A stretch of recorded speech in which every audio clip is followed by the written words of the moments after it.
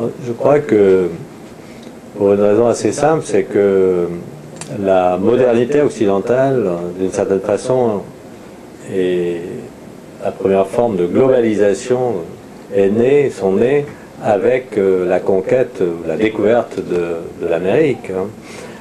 C'est au moment de la Renaissance et de l'expansion coloniale, le début de l'expansion coloniale de l'Occident, en somme, et la domination des populations indiennes et leur disparition partielle est concomitante de cette entrée dans la modernité.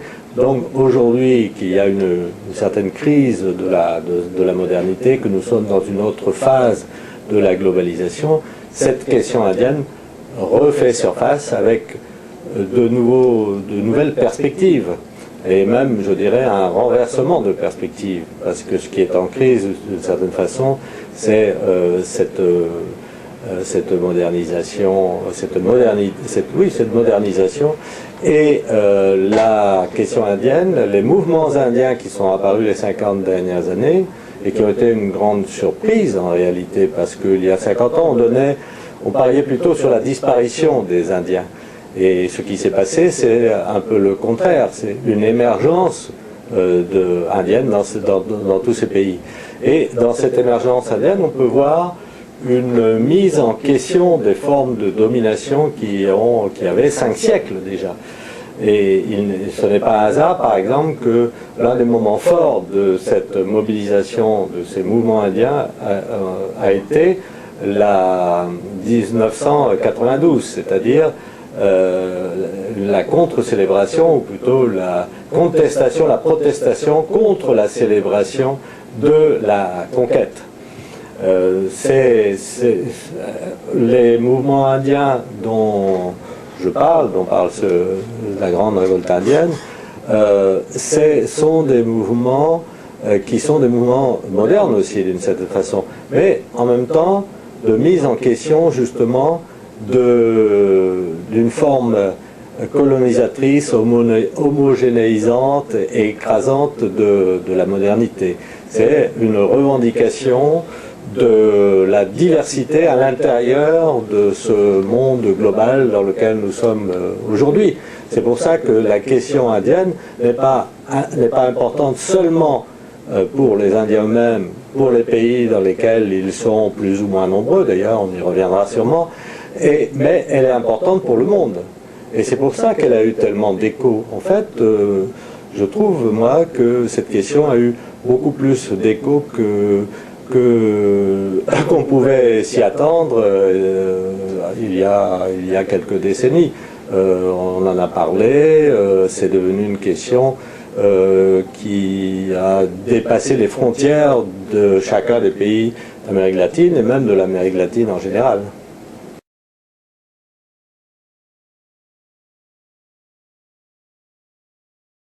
Oui, bon,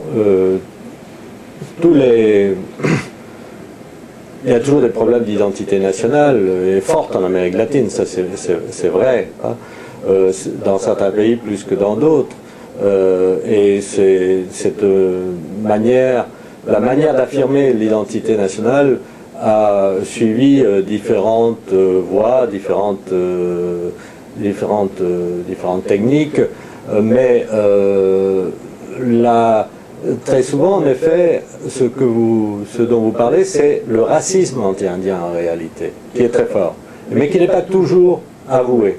C'est-à-dire que le racisme, c'est le refus de cette différence, hein, qui est pourtant présente, et qui est présente non seulement d'une manière, disons, sociologique, mais psychologique, parce que cette différence, elle est en chacun des latinos d'une certaine façon, en presque tous, parce que c'est vrai que le métissage a été quand même très fort, mais il n'empêche qu'il y a le refus d'accepter cette part de l'identité qui est également très fort et qui se traduit dans du racisme. racine souvent d'ailleurs intériorisée, c'est un racine qui se retourne contre soi-même.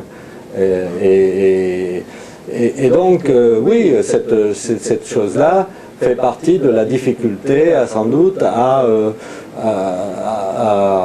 de cette difficulté identitaire dont vous parlez.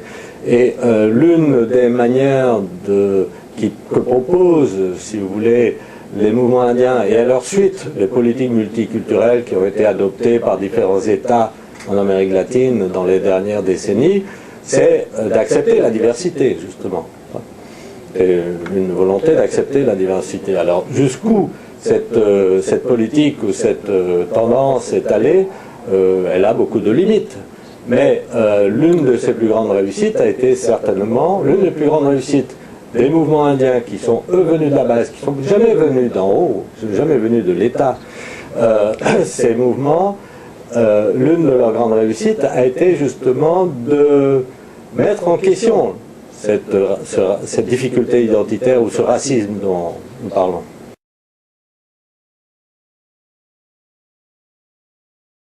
Effectivement, parce que c'est une dimension importante dans la mesure où les mouvements indiens surgissent à un moment où la plupart de ces sociétés connaissent des conflits extrêmement violents, où il y a des dictatures, des guérillas et des luttes armées dans beaucoup de ces pays, pas dans tous, mais dans beaucoup. Et les mouvements indiens sont confrontés à ces violences-là, entre autres, hein, parce qu'il y a d'autres formes de violence sociale ou plus tard le narcotrafic, etc. Mais pour en rester aux années 70-80, dans des pays comme le Guatemala, et un peu plus tard au Pérou avec Sentier Lumineux, Fujimori, etc. Les mouvements indiens, qui sont d'ailleurs moins nombreux, moins forts au Pérou qu'au Guatemala, pour prendre ces deux exemples, sont pris dans une spirale de la violence. Et dans le cas du Guatemala, cela s'est traduit d'ailleurs par un véritable génocide.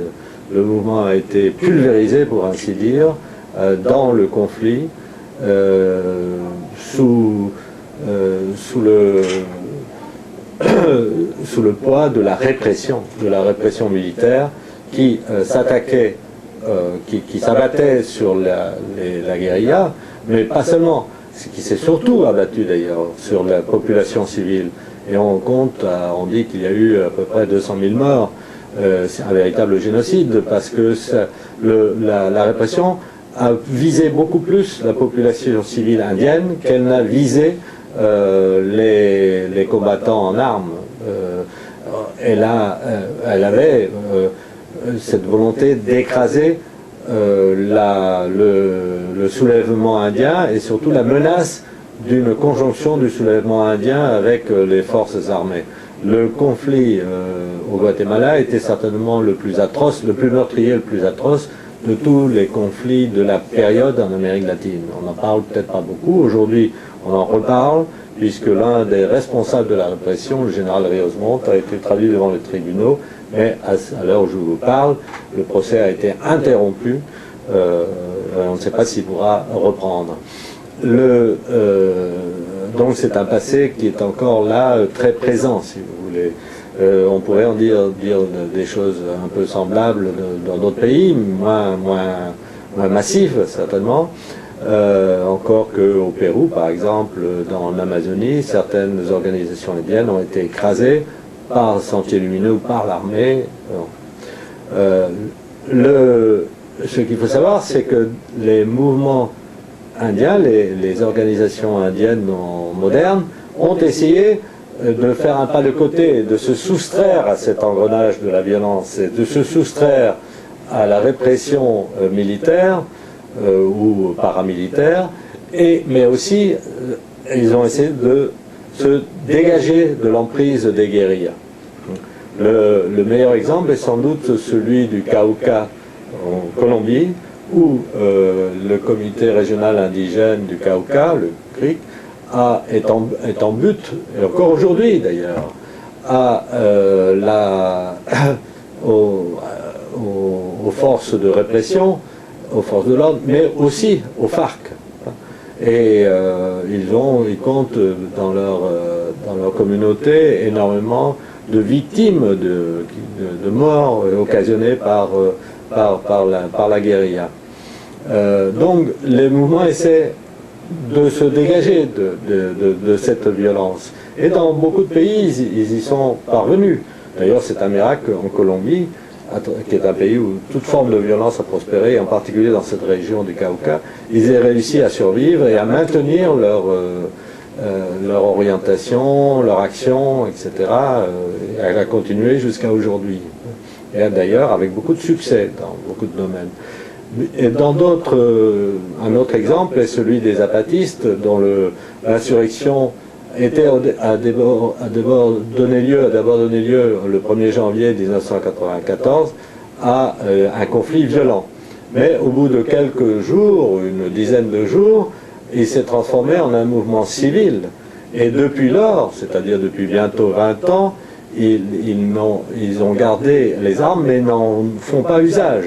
Il n'y a pas eu d'offensive armée de la part des zapatistes. Ils ont essayé de transformer, de remplacer les armes par la parole, comme ils disent eux-mêmes, et de transformer leur mouvement armé au départ en un mouvement pacifique, civil. Peut-être pas civil, mais pacifique. Et donc,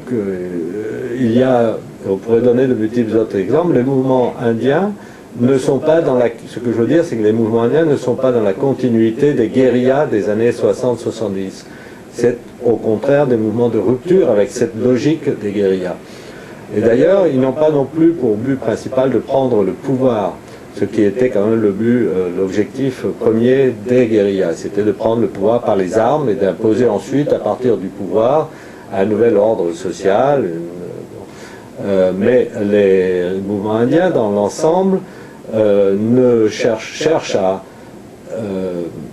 influer sur le cours des choses, influer sur non seulement leur sort, mais la manière dont les questions de la justice, de la démocratie, de la reconnaissance sont posées dans la nation.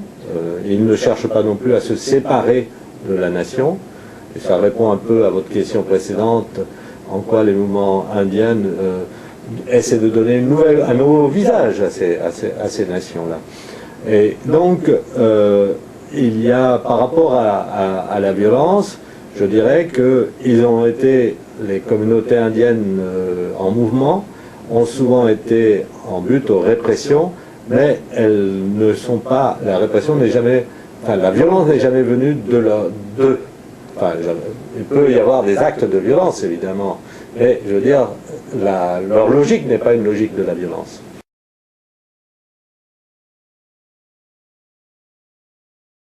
C'est une question que l'on peut prendre sous différents aspects.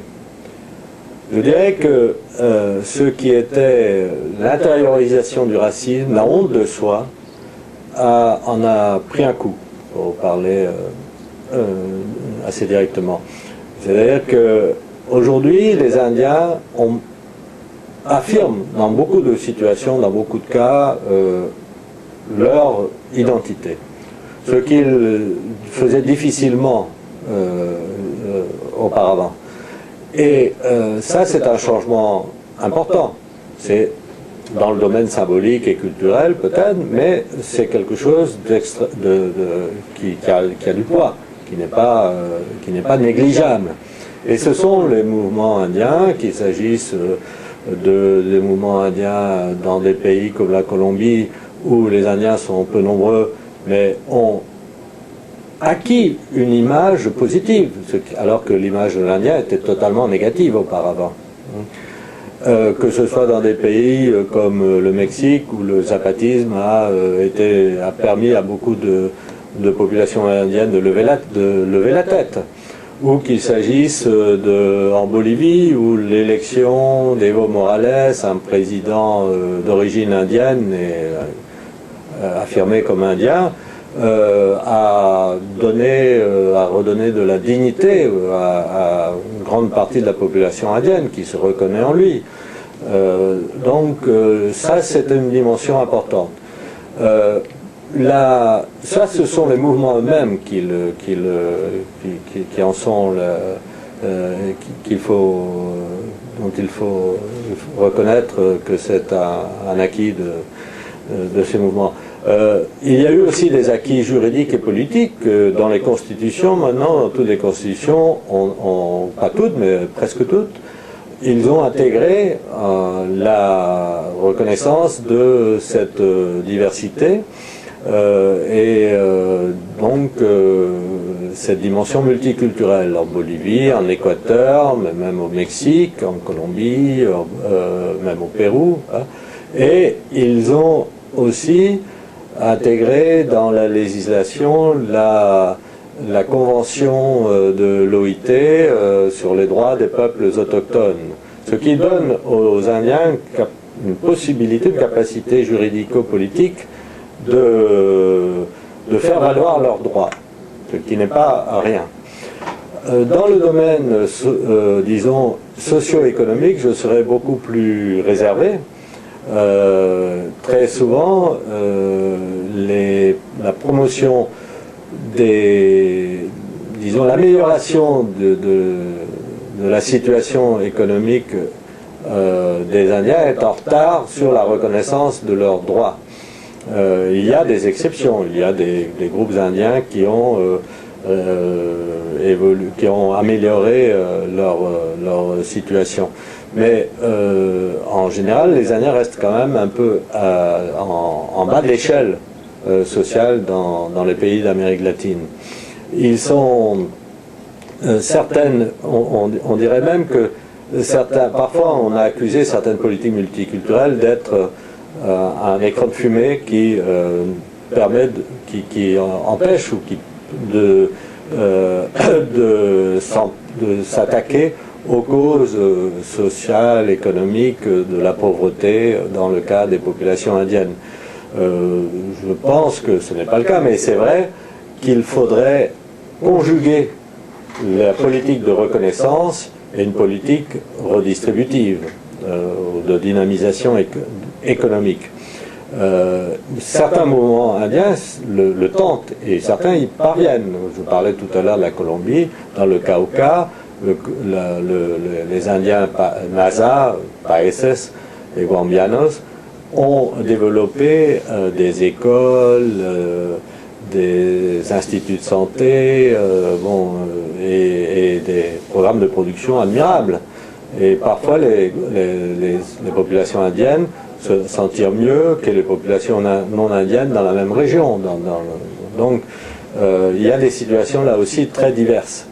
Mais on voit que ça n'est pas toujours le cas et qu'il y a certainement beaucoup à faire dans le domaine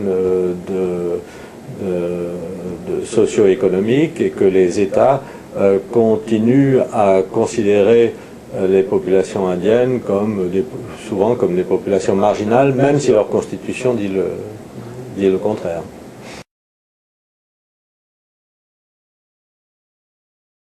Ce qui est difficile, c'est évidemment l'égalité dans des sociétés qui, socialement et économiquement, battent parfois des records d'inégalité au monde. Mais ce qui est aussi également difficile, c'est de combiner l'égalité et la différence. De reconnaître que les personnes différentes sont également vos égaux. Ça devrait être assez facile si on raisonne à partir du genre, par exemple. Les femmes et les hommes sont différents, mais ils sont égaux. La démocratie reconnaît que la femme est l'égale de l'homme. On peut reconnaître également des différences culturelles et cependant l'égalité. Et les zapatistes avaient une formule, ils l'ont toujours, qui consiste à dire nous sommes égaux parce que différents. Ce qui est une manière paradoxale de parler et de renverser les choses, mais qui est une manière aussi de montrer qu'on peut combiner l'égalité et la différence, contrairement à toute une philosophie du métissage, par exemple, qui considère que pour être égaux, il faut aplanir et qu'il faut gommer les différences. Ou une philosophie de l'assimilation, qui est par exemple un peu la philosophie jacobine de l'histoire française, qui considère que pour faire des citoyens égaux, il faut gommer les différences. Contre cela, il y a une vision que l'on peut développer, dont on peut trouver une illustration ici, plusieurs illustrations en Amérique latine, qui consiste à dire nous sommes égaux et différents. Égaux et différents dans une même nation, par exemple, puisque vous parliez de nation. Les zapatistes, pour prendre un exemple, encore eux, sont très attachés à la nation mexicaine. Ils sont très mexicains. Et ils n'ont jamais eu des velléités de séparation. Au contraire, nous voulons renforcer nous intégrer, être reconnus comme des Mexicains à part égale, des Mexicains comme les autres, avec nos différences. Parce qu'avant, pour devenir des Mexicains comme les autres, il fallait que nous gommions nos différences et que nous intégrions, que nous effacions nos différences, nous devenions des métis comme les autres. Nous voulons être reconnus pour ce que nous sommes, avec nos différences, et être reconnus cependant comme des Mexicains. Et au-delà, évidemment, comme des humains égaux à tous les autres humains. Il n'y a pas que les Occidentaux qui sont des êtres humains. Et on ne demande pas à un Occidental de gommer sa différence avec les autres pour devenir un être humain. Alors, pourquoi l'Occidental demanderait aux autres de gommer leurs différences? L'universalité doit être séparée de la domination occidentale. On revient à ce que je disais au début sur l'importance de ces mouvements au point de vue de leur portée générale et philosophique, si vous voulez. C'est qu'ils sont en question vraiment les questions de l'universalité et du particulier, de l'universel et du particulier. On peut considérer aujourd'hui que l'universalité concrète est faite de la diversité des êtres humains et n'est pas l'apanage des Occidentaux, ce qui est d'ailleurs une manière de nier l'universel.